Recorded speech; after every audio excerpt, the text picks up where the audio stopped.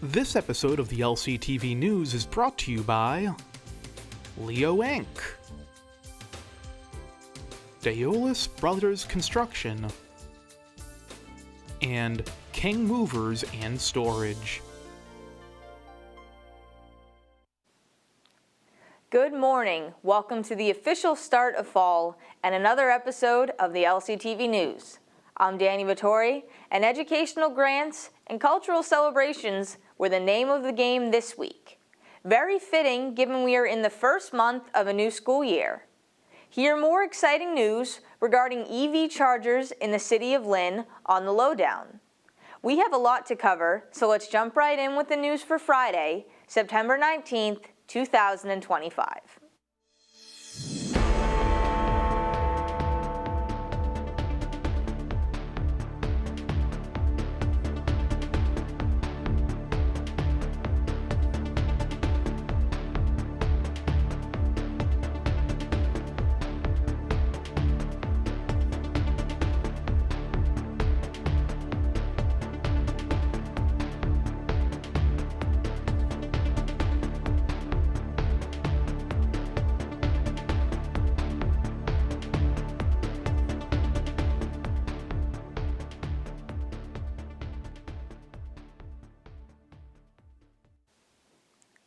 Goldfish Pond continued their decades-long tradition of Fun and Flea Day the afternoon of the 13th. Vendors lined the entire length of the pond, selling items from clothing to movies to electronics. There was also free food and the annual Pick a Duck contest.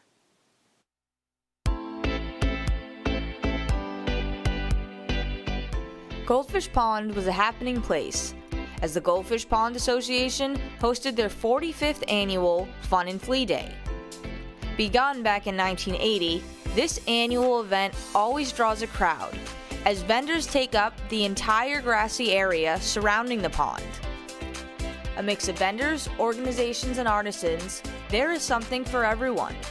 Stop by and look through stacks of movies, books, clothing, and other miscellaneous items that can only be found at a yard sale. It was a perfect fall day for residents to stock up on early holiday presents or just browse the options. In addition to the shopping, there was also a bake sale, food from multiple local restaurants, and performances by local artists. The famous Duck Pluck, formerly the Duck Race, was the highlight, as one lucky winner was selected for a $100 cash prize. Whoa! What number? Give it to him. Duck 15. Duck 15. Hold on and we will have a name for you in a minute. We have done the Duck Pluck for the 4th consecutive year. Fun and Flea Day has become more than just an annual event. It is a staple of the community for all those who live in the neighborhood. Featuring more than 60 vendors, this event acts as both a fundraiser for the pond and a way for residents to participate in a group yard sale. The event is always full of excitement and smiles, and this year was no different. For LCTV News, I'm Danny Vittori. Lynn is one of 15 districts receiving a Partnership for Reading Success grant. On September 16th, the Healy-Driscoll administration announced they are distributing $9 million in Massachusetts PRISM grants, enabling districts to implement evidence-based, high-quality reading instruction. Lynn Public Schools will be receiving $1.833 million of this funding. These grants are part of the administration's literacy launch, Reading Success from age 3 through grade 3. A multi-year early literacy program to help schools transition into evidence-based early literacy programs. Awardees will receive professional development, funding for early learning screening assessments, coaching support to continue existing partnerships with preschool providers, and cover costs to hire literacy coaches or reading specialists. As stated by Secretary of Education and former Superintendent of Lynn Public Schools, Dr. Patrick Tutwiler, quote, Culturally and linguistically sustaining practices and evidence-based early literacy are fundamental to achieving excellence and equity in education. The PRISM program will continue to help districts improve literacy programming, ensuring that our youngest learners build a strong literacy foundation that will support their success throughout their education, end quote. In connection with Hispanic Heritage Month, the City of Lynn is inviting residents to nominate Latino leaders who they believe have made a significant impact on the Latino community in Lynn as a Hispanic Latino change agent. Nominees should either live or work in Lynn. The city also asks community members to be as detailed as possible in their nominations and to include specific examples as to how that individual has positively impacted their community. Selected nominees will be honored at the Hispanic Heritage Flag Raising on September 30th at City Hall. Nominations are due by the end of today, September 19th. The form can be found at lyntv.org or the City of Lynn's website. The Haven Project is beginning a tradition of their own, with the second annual 5K to End Youth Homelessness also on the 13th. In just 2 years, participation in the event has almost doubled, as more than 200 runners conquered the Lynn Woods trails. Organizations tabling and perfect weather capped off a successful day. Who are we?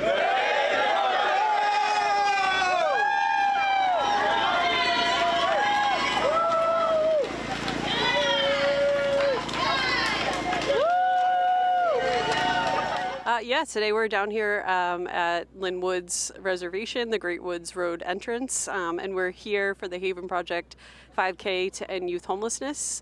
The Haven Project is an organization based in Lynn, Mass, but we serve most of Essex County, and we serve 17 to 24-year-olds who are housing unstable or imminently homeless. And we provide case management, we have a job training program, and today we're here running to spread awareness and fundraise for the cause. This is our second 5K, and it's a lot bigger this year. We have over 200 registrants even before the day of, and last year we only had 160 after everything was said and done. So we're growing it year by year. We will keep having it year after year. So if you missed it this year, there will be an opportunity next year, and we're super excited that it's become an annual event. This year we opened 2 new housing projects for homeless youth. So we opened Catalyst Housing, which is on the top 2 floors of the building that we occupy on Monroe Street, and that has 23 MRVP voucher units for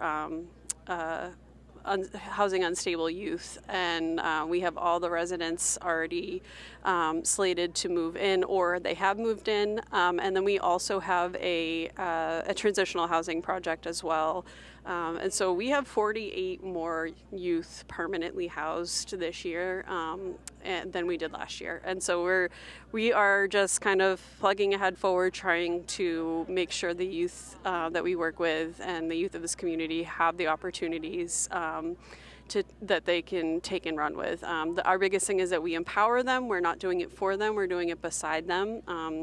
And we're really big on youth voice, so making sure that their voices are reflected in the programming. And we work really closely with our Essex County Youth Action Board for that reason, that we know it's incredibly important that they are stakeholders in the work that we're doing, and they have a voice.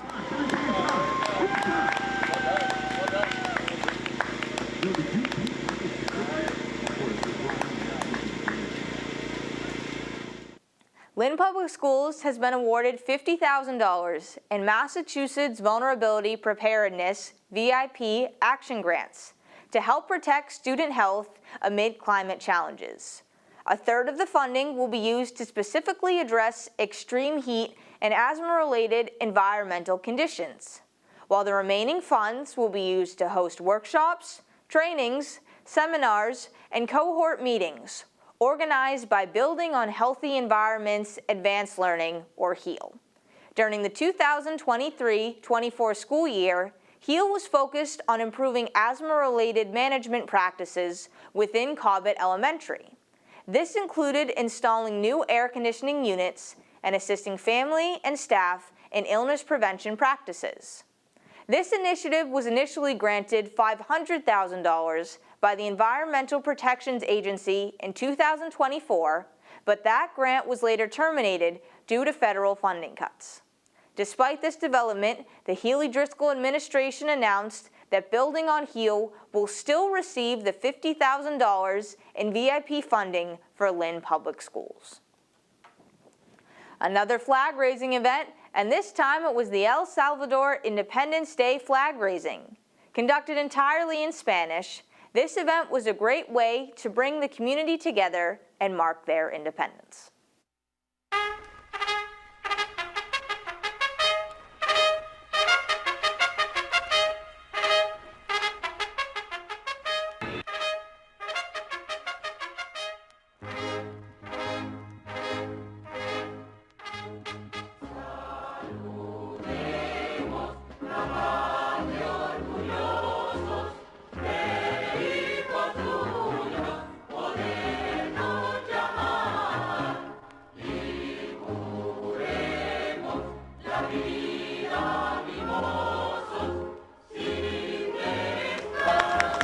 ¡Viva El Salvador! Buenas tardes a todos, bienvenidos, gracias por acompañarnos. Realmente para mí es un honor que todos y cada uno de ustedes estén acá. Gracias al señor alcalde, Jared Nicholson, a los concejales, a los candidatos también que están corriendo y a las personas en general que nos acompañan, como lo son mis compatriotas. También a las señoritas de las organizaciones, también me da mucho gusto que estén acá. Good afternoon, everyone. Thank you for coming out. We really want to appreciate all the candidates who came out, took their time, all the elected officials, and Lynn Community Television for being here, and everyone for coming out, and appreciate the support. Thank you so much. Welcome, everyone. On behalf of the City of Lynn, I am so excited to say Happy Independence Day, El Salvador!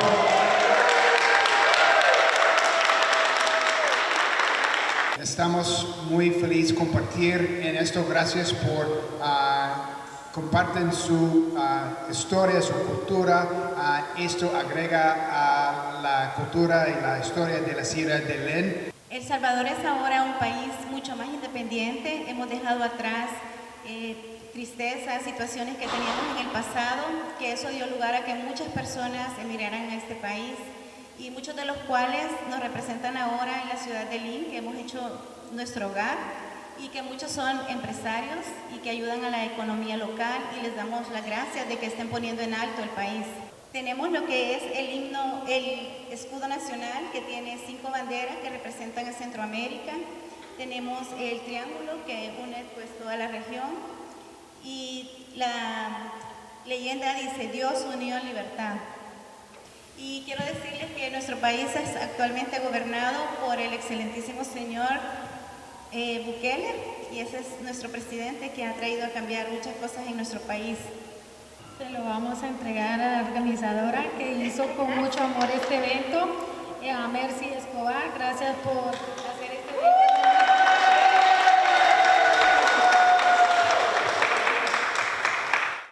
On Monday, September 15th, Neighbor to Neighbor released a statement strongly condemning the detention of asylum seeker Emmanuel by ICE.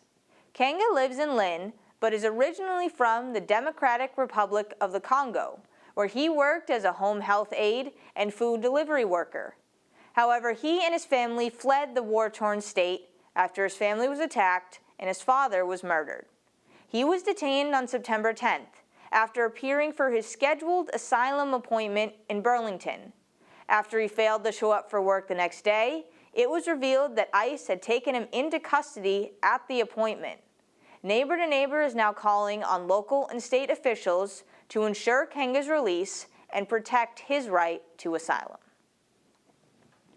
LCTV was back at City Hall for the U.S. Air Force birthday celebration the morning of the 18th. Established as its own independent branch of the military in 1947, The youngest and oldest Air Force veterans in the city were in attendance.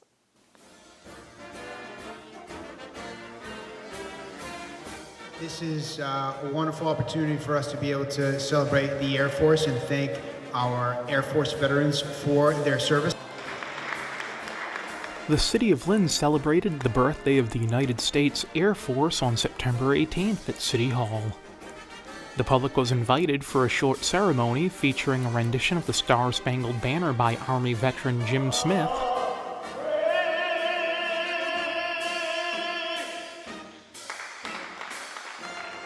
cake was passed out to those in attendance, starting first with the youngest and oldest Air Force veterans in attendance. A proclamation from the mayor was read, and a flag was raised outside.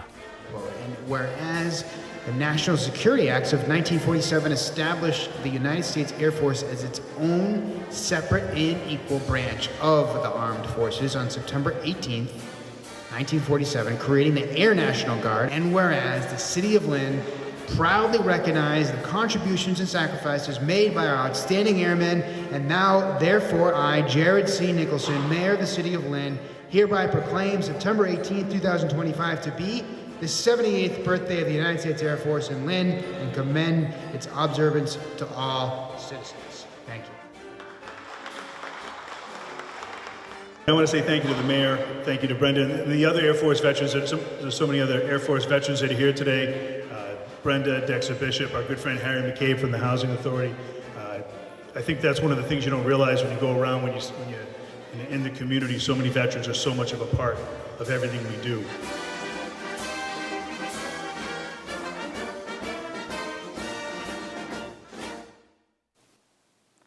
Ride customers can now book trips online through the MBTA's new The Ride app and online booking portal.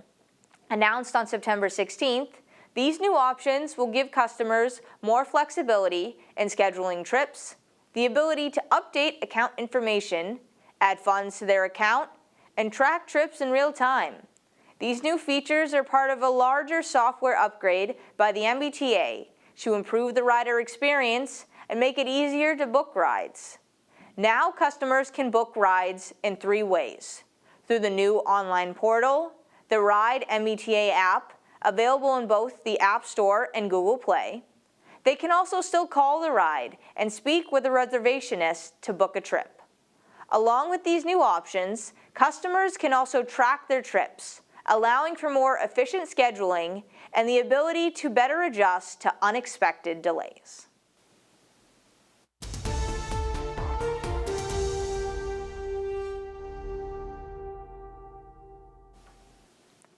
Classical girls soccer hosted and lost to Somerville 7-0 on the 16th. The visitors scored 5 goals in the first half alone and controlled possession for much of the game. On the flip side, the Tigers put on a show, shutting out the Minutemen 3-0 at Manning Field. Emily Zacharias began the scoring for Tech, with 2 8th graders striking in the second half. St. Mary's was shut out by Bishop Feehan 2-0 on the 17th. The Spartans battled hard, but were unable to take down their Catholic Central League opponent. It was a similar story for the boys, who were also blanked by Bishop Feehan in a 5-0 final. But no home field was no problem for the Rams boys, who traveled to and shut out Somerville 2-0. Edison Chacon and Jose Zapata were the goal scorers for Classical. St. Mary's and Lynn Tech battled for 5 sets in volleyball, but it was the Spartans who came away with a 3-2 win. With this, the Tigers dropped to 4-2 on the season. In a Classical v. English matchup, it was the Rams coming out on top in 3 sets. Classical did not allow the Bulldogs to score more than 14 points in any set. With this win, Classical remains undefeated in the Greater Boston League 4-0, with an overall record of 6-2. Brooke Braswell led her team with 10 kills, 12 digs, 4 aces, 3 blocks, and an assist. Moving on to football, the Bulldogs scored on 8 and 3-yard runs by Xavier Beauchamp to build a 12-0 halftime lead over Swampscott. But the third quarter was all Swampscott as they scored on a 9-yard pass. Then Noah Bascon ran one in from 35 yards out for a 14-12 lead. Baskin also had the game-winning touchdown on a pick six. Lynn Tech began their season with a strong 27-14 win over Malden. Jadel Ortega was everywhere, throwing a touchdown pass, rushing for another, and grabbing an interception on defense. Jacob Garcia also recorded 4 sacks for the Tigers defense. While Everett handled Lynn Classical 42-6 over the weekend. Gianni McKay scored the Rams' only points, picking up a mishandled snap and scrambling 13 yards to the end zone. But St. Mary's took care of business 34-0 against Kip Academy. It was a tale of two halves, as the Spartans scored all their points before halftime. In the first half alone, Rowan Merriweather rushed for 91 yards, scored 2 rushing touchdowns, and threw a 50-yard strike to Sam Phelps. Tyreen Hugh rushed for a pair of touchdowns, Jimmy Jennings added a 63-yard score, and their kicker hit 4 of 5 extra points. In the second half, Kip's defense did step up, forcing 2 turnovers on downs. There are only 9 games left before the MLB playoffs begin, and brackets continue to change with every game. The Red Sox continued their battle for a playoff berth. Currently, they are tied with Seattle for the 2nd seed, 2 behind New York. Most recently, Boston won a 5-4 10-inning game against the Athletics, but lost the next day 5-3 in an attempt to keep even with other playoff contenders. EV chargers are coming to the streets of Lynn, and the best part, it is at no cost to the taxpayers. 2 companies are collaborating to give people options to charge their cars, especially if they do not have the ability to install chargers at their homes. Hear more of what they had to say on this week's Lowdown.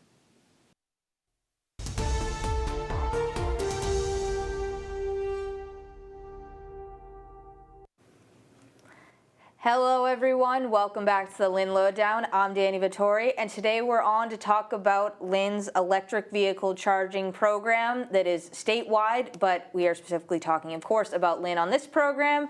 We are welcoming 2 members from the 2 companies working on this development. Thank you so much for coming on the show. Yeah, thank you for having us. Great, so would you mind just quickly introducing yourselves and who you work for? Sure. So my name's Steve Conte. I work with Commonwealth Electrical Technologies. We're an electrical contractor company out in Worcester, Mass. Great. Yeah, good afternoon. Ron Gillooly with Leidos, and we're working as a subcontractor with Steve's company, and we're helping with the program management support. Great. So it's a pretty large program. I know we're speaking about Lynn, but you're currently working with, 40 different communities on various stages of EV charging ports. That's right? Yeah, that's right. Wow. It's definitely a lot of cities and towns to keep track of, but we're excited with all the participation that we've gotten so far. And your 2 companies, you're collaborating. You're both working on one piece of it or another. And there's 2 parts of this program, feasibility studies and planning support, and then the project implementation. What are the differences between these 2 programs for people who are maybe not as familiar with it? Sure. So the 2 offerings that this program has, the project implementation offering, which Lynn is awardee of, that offers free electric vehicle charging infrastructure for the municipalities participating. No cost, design, planning, construction, even some of the ongoing costs like the charger networks, for example, those are all covered under the program. And then the other offering is the planning and feasibility studies, which are for folks who might not be ready to put charging stations in the ground just yet, but this will be a guidebook for a plan for future charging implementation. And then ultimately, what is the ultimate goal for this on-street charging program? Ideally, what would you both love to see come out of it? Just an increase in access to public charging infrastructure is really the goal. It's meant more for residents of these communities who are participating. It's level 2 chargers, not your fast chargers that you find at shopping centers or things like that.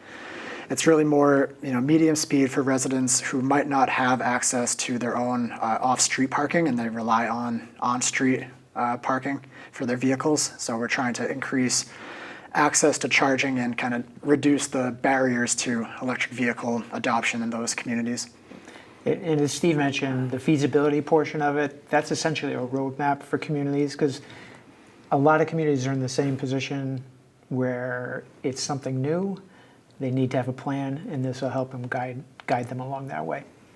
And that's one part where community involvement or engagement becomes really important, because of course the people in these communities, they're the ones using it. So you'd put out a survey really asking people, what would you like to see? What would be ideal locations? And you're gathering data from that too, correct? Yeah, we had a very robust community outreach effort inland led by Carrie Jaworski and Marcos Lugo.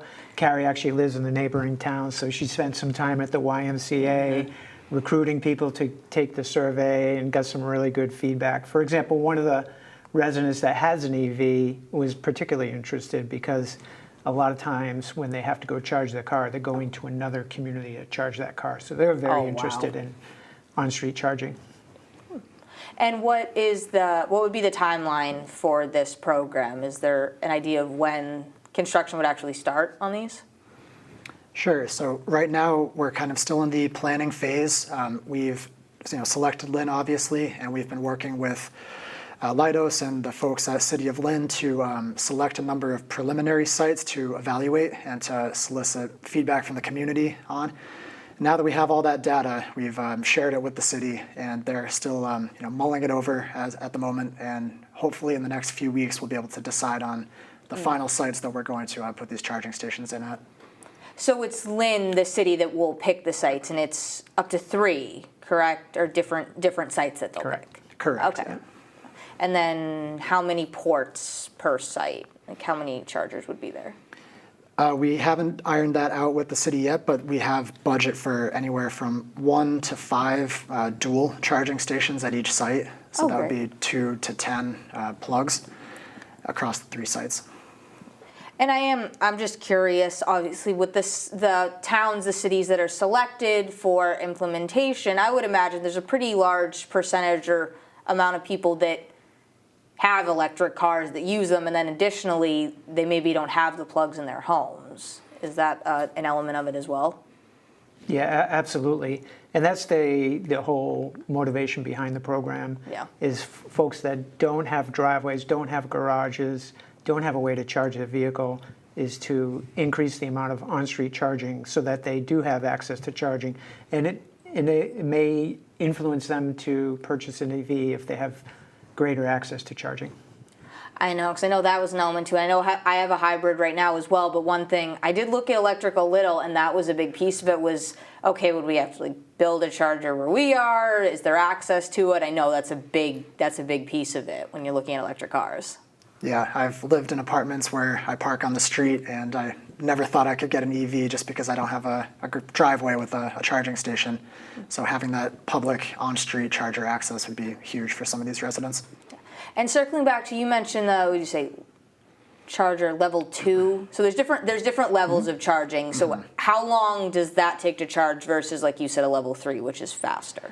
Yeah, level 2 is meant more for those long dwell time kind of situations, like for residential where folks are just charging up when they get home from work in the evenings or overnight.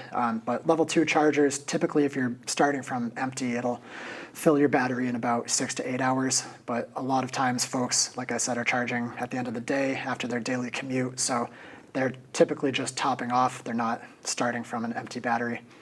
Okay. Interesting. And I'll circle back a little bit to the survey, the community input. Have you been able to draw any conclusions from that data so far, or is it really just preliminary right now? You're still going through it. No, we've been able to draw some conclusions there. And what we've done is we've taken feedback from that survey and develop a community score. And there's other factors that go into that community score, such as permitting, ease of electrical installation. Combined together, we came up with community score that we've been working with the city of Lynn on. That's good. Yeah, of course, because the sites, you have to be able to install the electrical piece of it, so tie all of that in. It can be a hard piece of it, yeah. Yeah, we're looking at a whole lot of different considerations with these sites that the city is considering, and we provided our recommendations, and now it's going to be up to them which ones they want to actually move forward with. And I know a big piece of it that you mentioned is this isn't something that taxpayers have to fund. It's not something you have to worry about. It's ARPA funding. Yes? That's correct. Yeah, this is through the American Rescue Plan Act from the previous administration that the Mass CEC is now administering through a number of programs. So this funding is not through the City of Lynn's taxpayers or anything like that. It's a no-cost opportunity for the city paid through this federal grant. And that's huge, because people might think, oh, this could be good to use, but am I paying for it? How would that work? So that's a big Yeah, relief. you get the cross-subsidy concerns. Yeah, exactly. And I will ask, I know I maybe should have asked this before, but what are your roles specifically? What have they been in this whole process? Because this has been a lengthy procedure so far. Yeah, we've been working since last November on this program, and it's going to go until the end of next year, 2026. But I'm the program manager over at Commonwealth, kind of overseeing our efforts, and Ron is sort of the counterpart for Leidos. Yeah, so Leidos Engineering, we've collaborated with Commonwealth, and that's gone very well.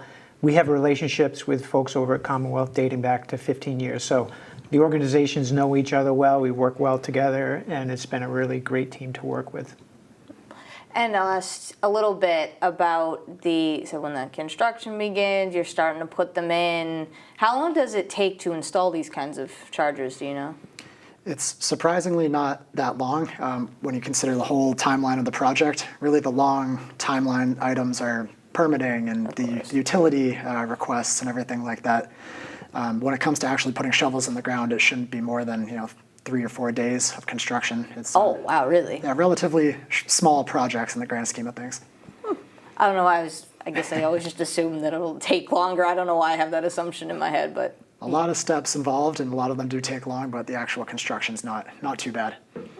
That's great. That'll be good for people to have that and immediately have the access to it. Like you said, once you get through all the permitting and utilities, of course. Yeah. Now, I will ask about, so you're starting to do it in Lynn, you're starting to do it in all of these other communities. What has the process or the feedback you've gotten so far? Has it been mostly positive? Have people been interested in the programs? Yeah, definitely.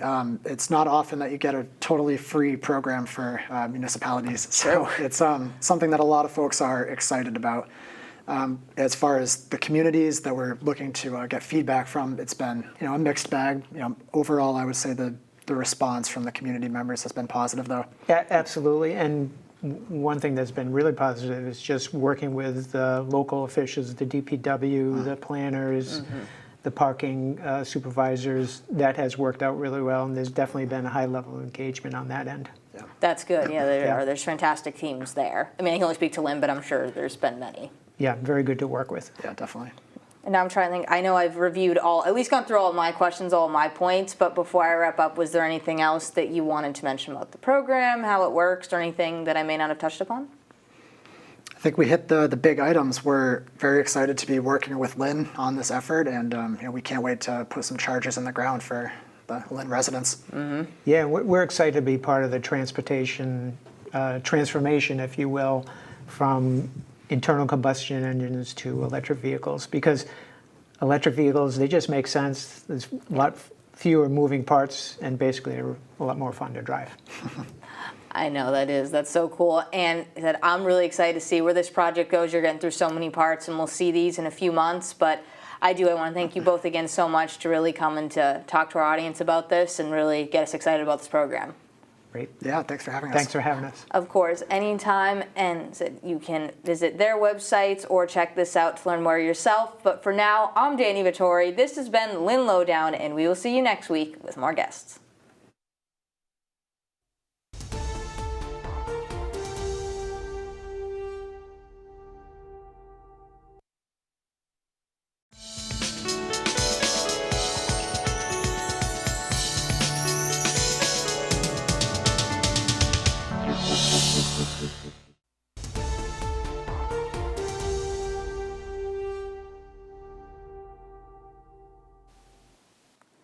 Stop by the Lynn Library to learn how to use your ancestry tree on September 24th at 11 a.m.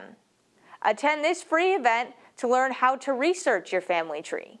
Whether you're doing so through an online program or just on your own, come learn tips and tricks to unlock your family's history. Then join Beyond Walls for the first in their series of mural tours on September 27th. There will be an early bird tour at 7:30 a.m. or go for the 10 a.m. tour. Each tour lasts about an hour and covers 20 of the 65 murals in Lynn, including 7 brand new ones. You will explore the culture, identity, and artistic techniques in each mural. All tours begin at the Beyond Walls office at 18 Mount Vernon Street. Registration for one of these free tours is available by visiting lyntv.org or Beyond Walls on social media. The Greater Lynn Chamber of Commerce is excited to announce the inaugural Lynn Food Truck and Craft Beverages Festival.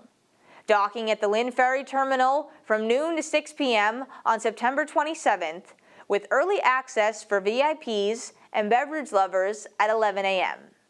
Food Truck Festivals of America is serving up food from 20 of the region's top food trucks and samples from local and national craft beers.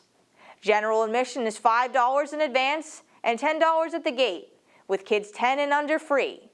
Check out the GLCC listing for VIP packages and more information. There are so many exciting events in the city, it can be difficult to know which ones to choose. But not to worry, lyntv.org has the city's most complete community calendar, event and government coverage. And make sure to follow @Lynn Community TV for announcements, developments in Lynn, and sneak peeks on upcoming videos. For full video coverage, including events, PSAs, and staff shows, head to Lynn Community Television on YouTube. I'm Danny Vittori, this is the LCTV News, and we will see you next week. This episode of the LCTV News is brought to you by Leo Inc., Daolis Brothers Construction, and King Movers and Storage.